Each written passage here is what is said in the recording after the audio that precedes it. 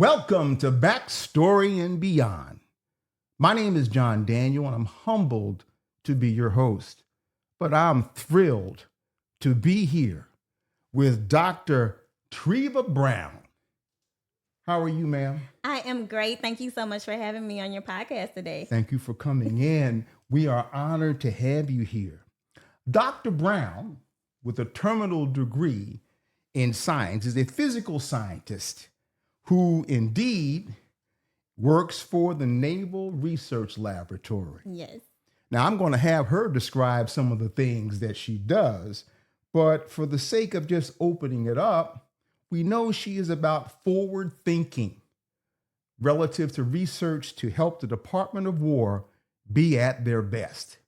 And as I say that, Dr. Brown, the whole concept of backstory and beyond is to help our audience members become their best. And that means essentially that we have to look at real down-to-earth issues like purpose in life, calling, peak human potential if someone has one or believes they have one. Then finally, service to other people. Because without that, none of the above matters. And so, Dr. Brown, I've had the honor of watching the canvas that you're painting to support youth, adults, and old folks like myself. And so what I'm saying is there are words that describe what you do. They're words of action. One of them is forgive. Another is love. Another is believe. And finally, serve. That said, Dr. Treva Brown, I'd like you to share what things knit you together to accomplish the things you're doing in the community to move forward STEM, excuse me. Yes. I'll let you articulate what that acronym means, but what you're doing to support those in the community. Please begin and have the floor, ma'am. Yes, definitely. So thank you so much for having me here today. It is always amazing to be able to share my story. I love all of your action words that you use, all of the ending in E words as you like to describe it as. So I want to start with that first one, forgive, because many people may not think about that word in terms of, building together a story. So in coming from my background, one of the things that I dealt with coming, just matriculating throughout my educational background, people that used to say what I couldn't do, what I couldn't attain, the things that I would never be able to accomplish, right? So you talking about naysayers? The naysayers, and sometimes you have to paint that picture because sometimes we were like, a naysayer, what is that?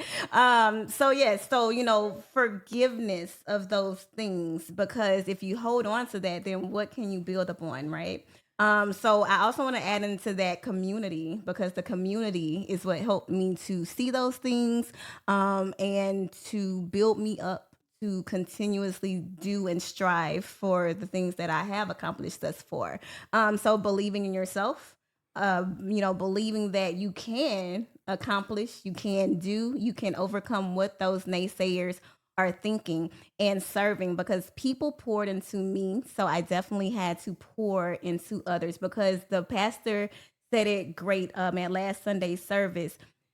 When people pour into you, you have to get out of yourself what they have poured into you. And that means to pour into others, because then how can you be fulfilled again?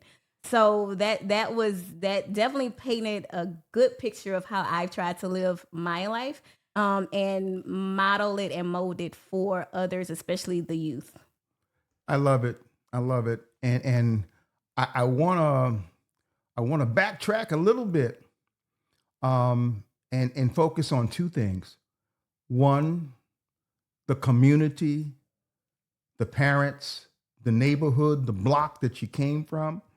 And I also want to, and I'm gonna put this first for a minute.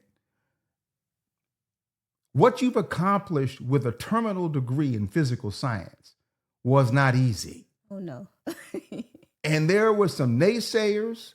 There were circumstances sometimes when we are our own naysayers. Yes.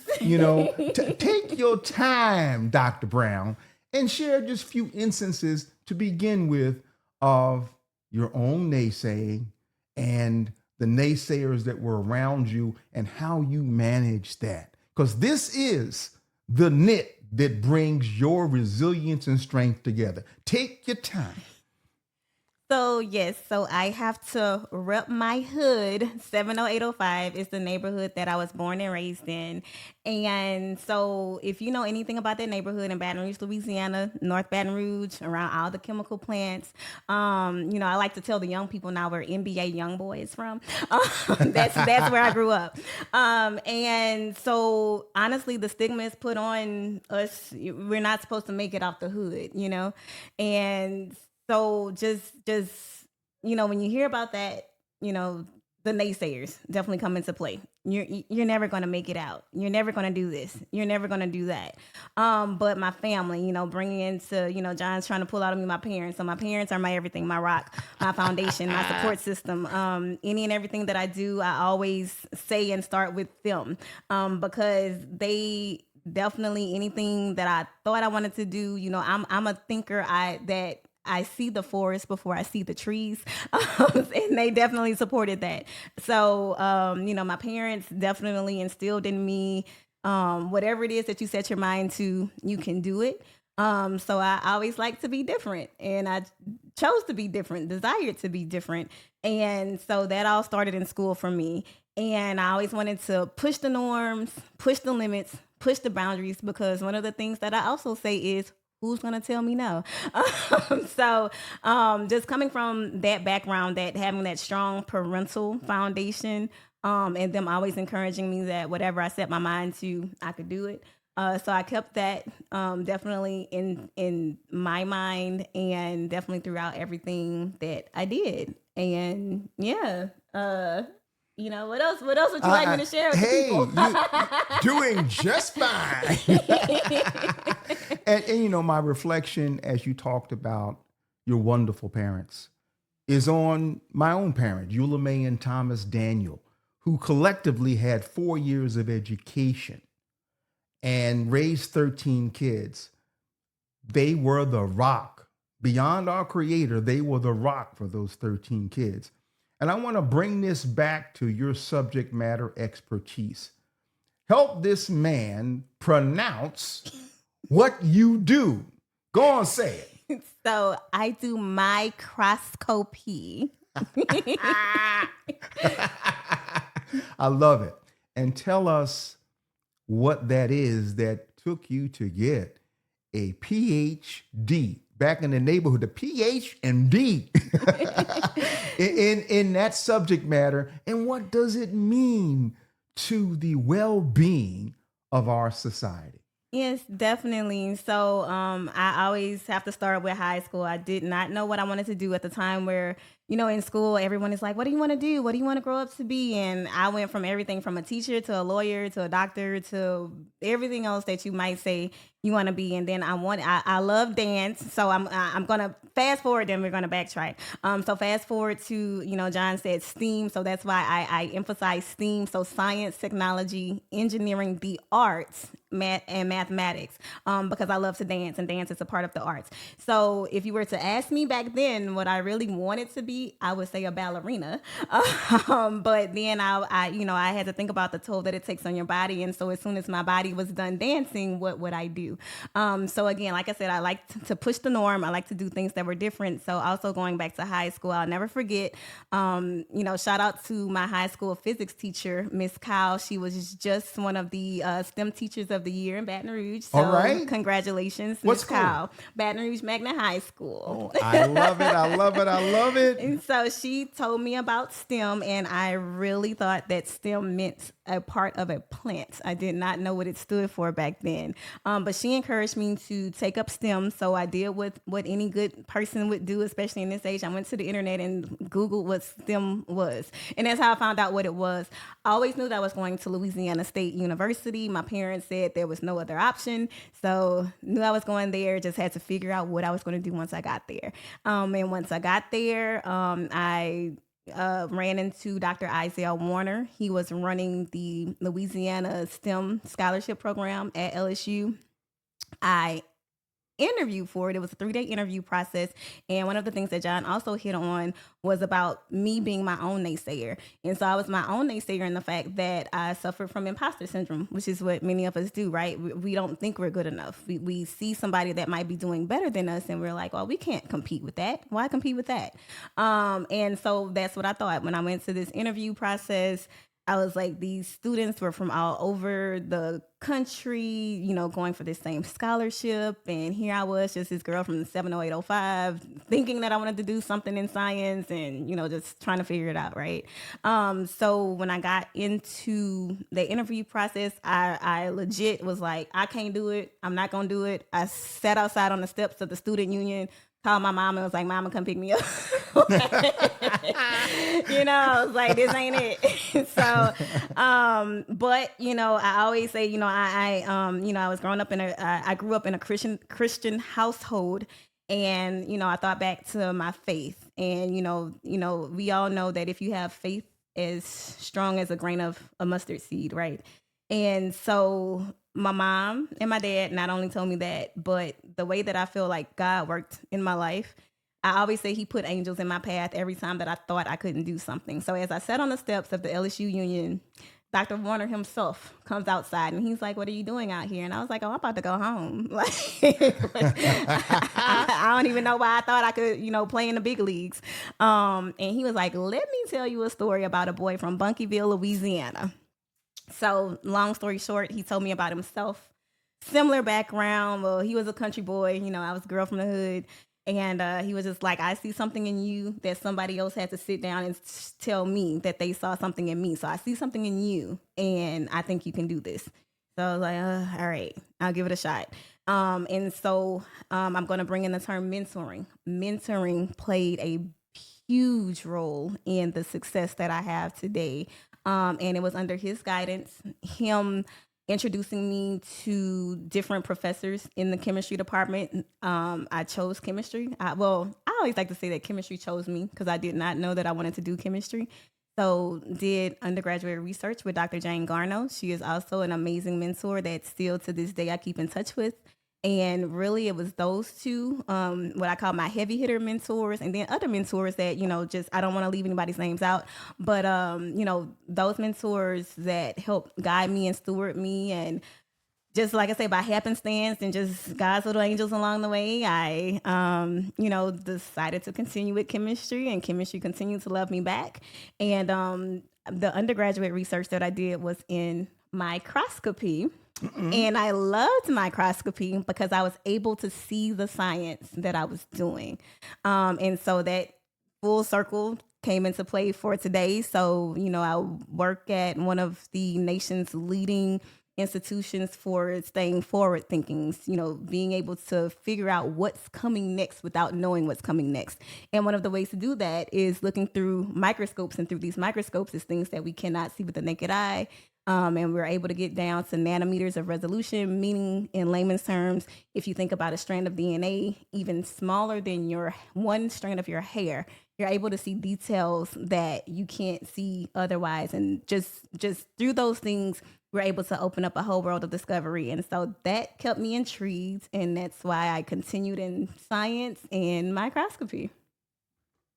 That's outstanding, Dr. Brown. And I want to circle back to something that you spoke about.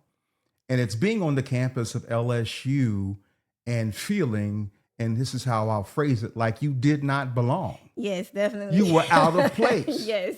The only way to battle the lack of a sense of belonging is to create circles of support that offer the following. Exactly. And I'm going to tell you why I know she knows this, besides her own experiences, because she's been serving young people for a long time, young people that I know. But at the end of the day, experience, exposure, professional example, and helping to create an end game, which is really not an end game. It's an end of a circle or cycle, i.e. getting an LSU bachelor's degree, getting a master's degree, getting a terminal degree. The point being is, not only did she overcome these challenges, she began to serve as the mentor that she talked about that came from LSU. And I know Dr. Warner. He's all that and a bag of barbecue chips and has helped everybody that's come in his presence. My point in all of this, because I want Treva to keep on talking, and you notice I just sat back and listened. That's all I'm going to do today primarily. But I want to make sure that the audience understands she had to go through to get her breakthrough. And that sense of belonging she found again in her family and her faith and her friendships. And that's what's the pearl of wisdom here. Now, I'm going to be quiet, step back. Keep on telling us about what you're doing on behalf of the quality of life, the safety of life in these United States. Yeah, so without giving away a lot of what I do, one thing I think is funny that we never think about how things degrade through the environment, right? Mm-hmm. And we don't look at corrosion and what part that it plays in the integrity of various materials. So my background is in materials research, specifically nanomaterials research. And one of the things that I did not realize my degree would basically transcend into is learning how materials operate when they are challenged by various things. So some of those things could be microbes. Some of those things could be environmental factors. Like one of the things that we know very heavily out here in Louisiana is humidity, right? So we have humidity that, we have water in the air continuously. And when we think about materials such as iron, those things break down under constant humidity, and then we add in the hot temperatures. So, at a microscopic level, I, as a chemist, I learn different things from materials breakdown and the organisms or the environmental factors that cause these breakdowns. Now, you're like, okay, Dr. Brown, why is this important in the Department of War? Well, we have assets that help protect us. We have men and women who operate these assets. So we want not only those men and women to be safe, but we want these assets that they operate to be able to protect us overall. So that is the gist of what I do without giving away what I do, staying in a proprietary manner. And, it's definitely one of those things that I did not think about until I was in this position. The way you painted that canvas shows how things connect. There's a supply chain that maintains our quality of life. And when you break a part of that supply chain, such as safety, to protect the water that we drink every day, we run into major problems. All that said, please tell us about something that I'm aware of that perhaps the audience isn't. And that is, it's 2 points. But let me start with one. You've pondered and began to write a book. Yes. To be supportive of enhancing the sense of belonging of young people so they run into less problems than perhaps the hurdles you had to overcome. Without giving the book away, give us a little bit of taste of where you're going with this book. And I suspect it'll be out relatively soon, but the more experiences you have, the better the book will be. Please, Dr. Brown. Definitely. So people that know me know I do not like to write, actually. And that's one of the funniest things that people are like, but you're a PhD. How do you not like to write? Well, it comes as a part of the territory, right? But with this book, it transformed, and I might still do it. Who knows? The world is my canvas. And it started as something that I wanted to do as a journey through how did I get to where I am? Because again, coming from where I come from, you're not seeing many people that look like me that are able to translate science in a way that I like to do. Definitely breaking the stereotypes and the norms. I love pink. Pink is my favorite color. Pink is in literally everything that I do. I have pink on today, as you can see. So I love, love breaking the norms. I'm going to put color and bling in your life. I love everything, that's going to stand out. And as I matriculated through my educational career, one of the things that I started to stand on as far as how am I going to make my place in the world? How am I going to say, you know what, Dr. Treva has arrived? I continue to stand out, be bold. The brighter that I could be in my attire, the better. And so I started thinking about this, and I started encouraging people. So it started with my colleagues, right? Because people were like, oh my gosh, I would have never thought that I would wear, you could wear like a hot pink suit to a conference. And it's like, why not? How does it change you? How does that change, the science that you're talking about? So being able to be that example, just, I like to say, I like to shatter glass ceilings all the time.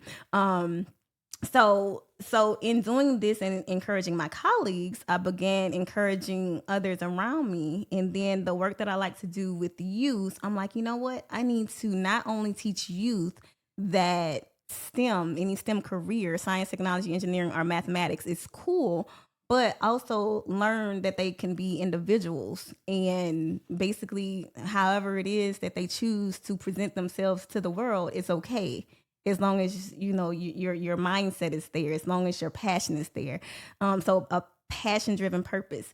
So leading up to this book that I started writing, I wanted to show kids that they can use their imagination and let it run wild beyond just a coloring book, beyond just, going out into the yard and making a makeshift place something, right?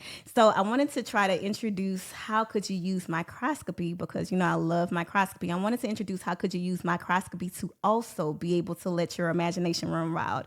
So the book's gist is that it talks about one of my favorite places. I'm going to say it. I like coffee shops. I love coffee.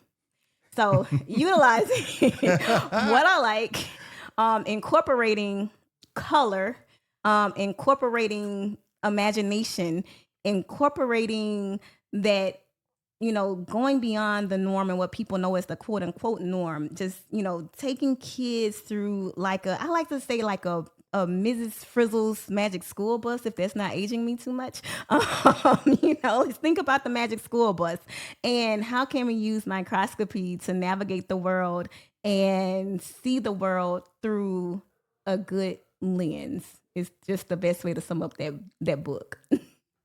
Clearly, you've done an outstanding job on describing that without giving it all away. And I want to just catapult from young people gaining insight into science to older people trying to overcome something that's hitting across the world, a big problem. It's called cancer. Mm-hmm. As I think about all of the experiences you've had, for instance, you once wanted to be a dancer. Yes. But you used that dance to engage people. So this old man was at an event not long ago, sponsored by Dr. Treva Brown, yes, that was a fight against cancer. And if I'm not mistaken, there must have been 150 people at this event who were following Dr. Brown doing her happy dance. Yes, and indeed. They all were enthusiastic about giving and serving because they know how impactful cancer is. I'm going to stop here and you share what that event was, why it's important. Will you do it again? How many times have you done it? Enough questions. Yes, definitely. So thank you for shedding light on that. Sometimes I forget all the things that I do myself. Like I said, my favorite color is pink, right? And so for breast cancer awareness, the color that they annotate that with is the color pink. Now, I don't share the love or the excitement or the enthusiasm about, diving into breast cancer just because I love the color pink. It hits home for me. My mom's second to oldest sister, so my aunt, she was the closest thing that I could remember to being a grandmother, and she dealt with breast cancer for a number of years. She would fight it, overcome it, and then go into remission, and then the whole journey would just ever so cycle out of control. And so the last thing that she dealt with, what I came to learn, was metastatic breast cancer, which a lot of us don't hear about. It's only coming to light now, but back then, in about 2010, that's kind of when they started shedding a little bit of light on it. So that's when the cancer, basically goes from beyond wherever it is that it started, and it goes into your bones. So we as a family didn't know anything about this, and we're like, well, she beat it. How is it that she's suffering from this again? So I was in graduate school at the time. And so being in research, knowing what it takes to do research, my inquisitiveness just peaked, so, losing the person that was the closest thing that I could remember to being a grandmother, and just the toll that it took on myself and my cousins that were around my age, all of that just sat with me. And taking also into consideration the fact that I loved dance, I never forget, one day I was sitting in my apartment in New Orleans in grad school, and I was like, how can I remember my aunt? How can I, work through this process that is like grieving? Everybody has their own ways that they grieve. And as I sat in my apartment, I really feel like it was my aunt that came to my mind. But I just hear this word that says dance. And I'm like, dance? Okay. So in 2013, I stepped out on a dream. My mom and my dad backed it. And I said, I want to dance for a cure. I want to do what I love and bring to light what it is that cancer is doing to our families. And not only shedding the light on that, but also expressing how important it is to have funding for research. Again, being in research personally, we can't do what we do as researchers without funding. So it's not that, people are asking for money just because, which I know, you have your bad apples. Some people get money, they don't do what they're supposed to with it. However, without money, without funding, researchers like myself cannot do what we do. So, I stepped out on faith, and, my mom and dad backed it. And I was like, I want to do this dance, this philanthropy dance event. And I want to do it so that we could celebrate those who have overcome cancer, remember those who succumb to cancer, and uplift those who are currently fighting. And so I reached out to some of my friends that were currently teaching dance fitness, just like I was at the time. And I had about 10 or 11 instructors literally from across Louisiana and Texas that came in to help me with this event. So long story short, I started in 2013, and I always say in remembrance of my aunt, Julia Jones. And to this day, I only went 2 years without happening because of COVID. To this day, it is still going strong with community support and people believing in that dream. And shout out to WAFB, who recently had it on air, spreading the news about what we were doing. And yeah, so it was literally, out of, personal, dealing with personal grievances, and just shedding a light on how important it is to do research. And to just, uplift each other as a community, especially in this day and age, because, we can't be who we are without supporting each other in our community. Outstanding, Dr. Brown. I have a few more things I want to address. And, folks, we can't get all of the categories that I'd like to speak about with Dr. Treva Brown in this one session. So if she's in agreement, I'm going to get a hand on this. We're going to do some more of this. Sure, of course. There are kind of a couple different places I want to go now. And a lot of this has to do with advice you can give based upon what you experience and have experienced. You've already expressed what energizes you. And I'm sure there are many other things, and we'll come back to that as a chapter.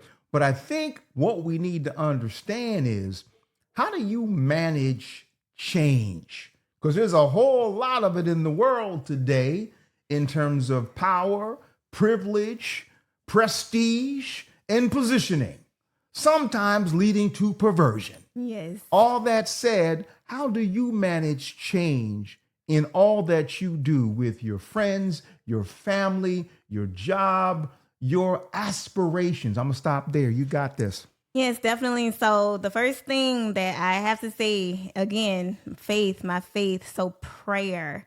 The older that I have gotten, the more that I understand why my parents, my elders, everybody that I see in church praising and shouting. Now I understand why, all of the change that we go through just in life, you have to have some way to deal with it, and in a positive way is what I like to say. So for me, because I am around people a lot, it has to be prayer and self-reflection for myself.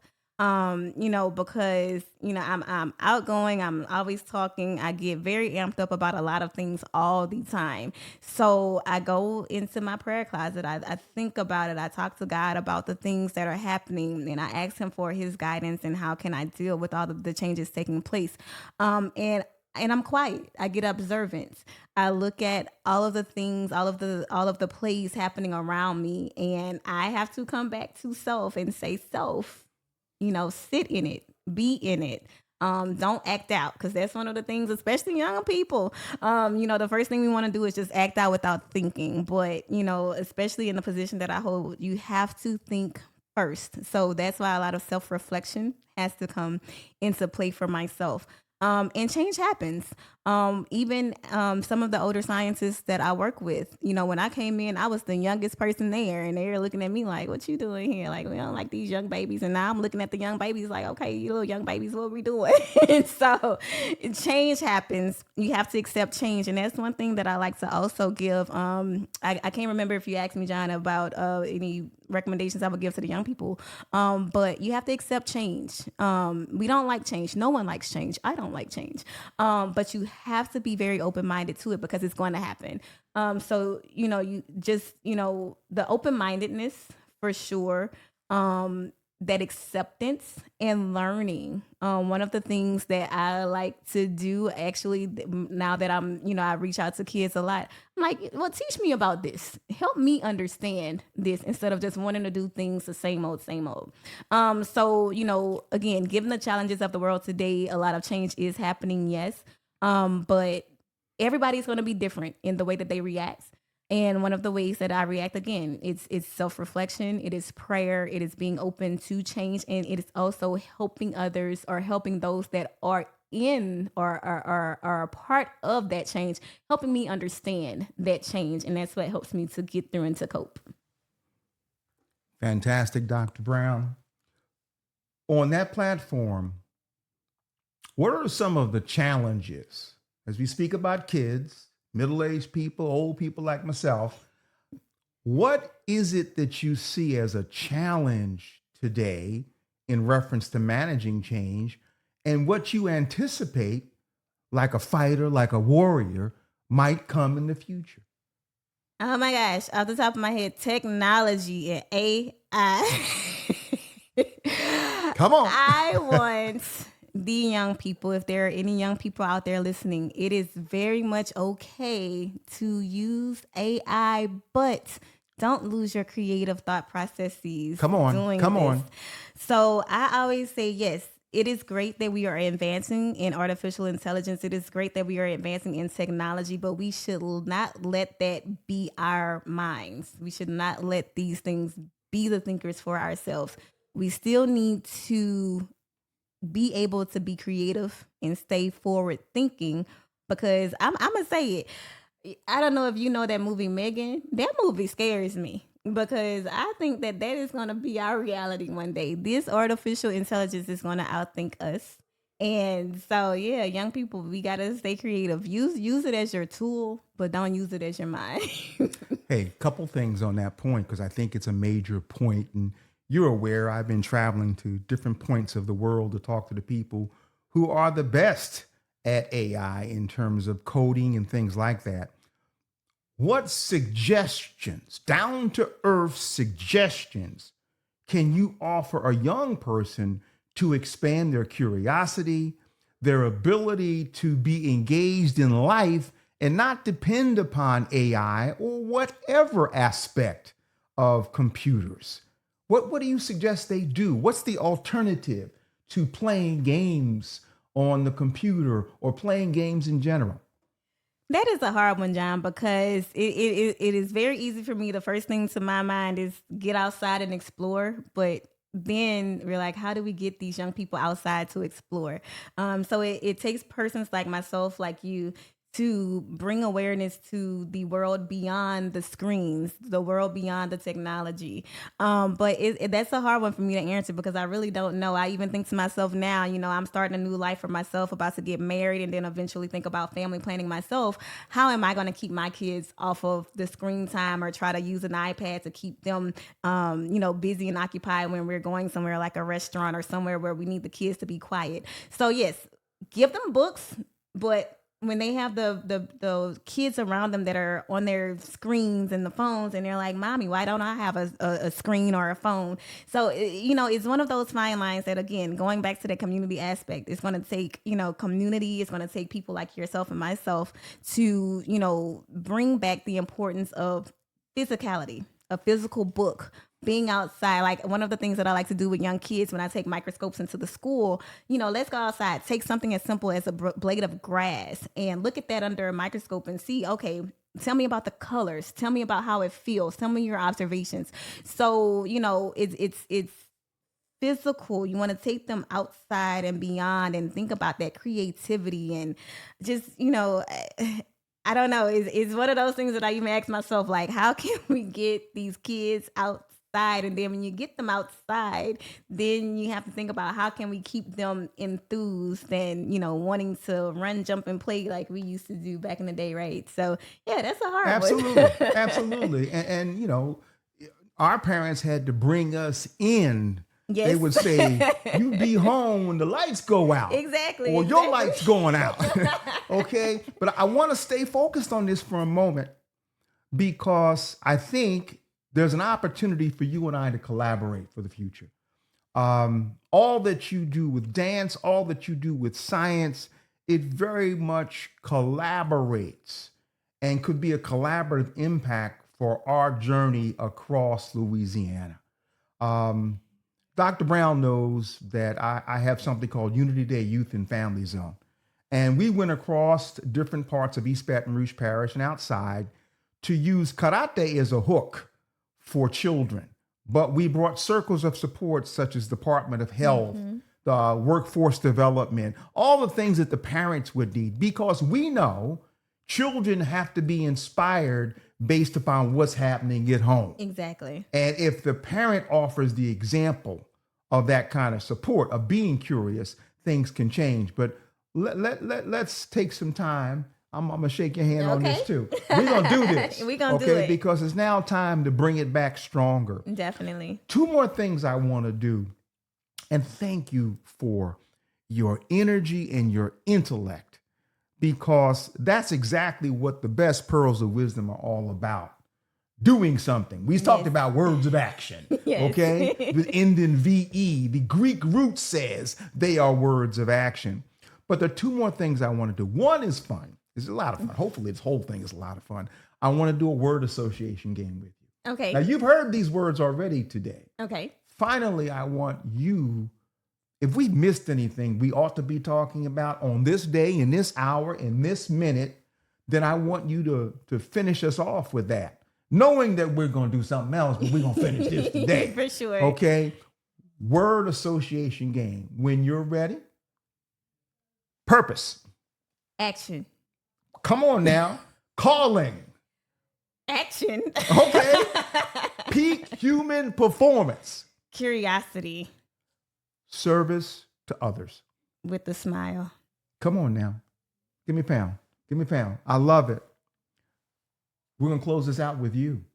What thoughts do you have for anything we haven't touched base with, or do you think needs to be said to our audience? Definitely. So one of the quotes that has always surrounded myself is be the positive change that you would like to see. One of my good friends, and I'm gonna put her name out there, Gail Cilio. If you are watching or if you happen to come across this podcast, I met you at a conference where I literally stood in the room at this conference with over maybe 5,000 people, and I stood in the middle of this room and I said that I did not see anyone that looked like myself, and the support that she gave me to make sure that I could make that change. You know, you said about calling in your action, your word game. I put that to action. You know, she said, well, what can I help you do to see that change? And she literally, until this day, has helped me transform that. And within this society, she has helped me to bring my purpose into action that has become actually a norm within a society. And they've just actually named an award after me because of this.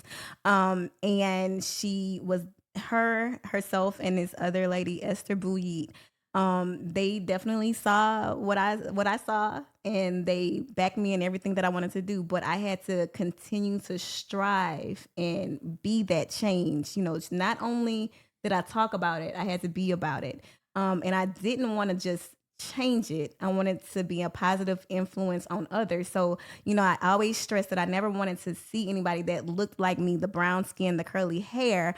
I wanted others to see themselves as well. So no matter what that background looked like, I wanted it to be positive for them as well. And so that transformed from a room of about 12 people that wanted to also see whatever change it was that they wanted to see, now to where I fill rooms of 300 plus people in doing just that. And also tenacity, because definitely doing this is not easy.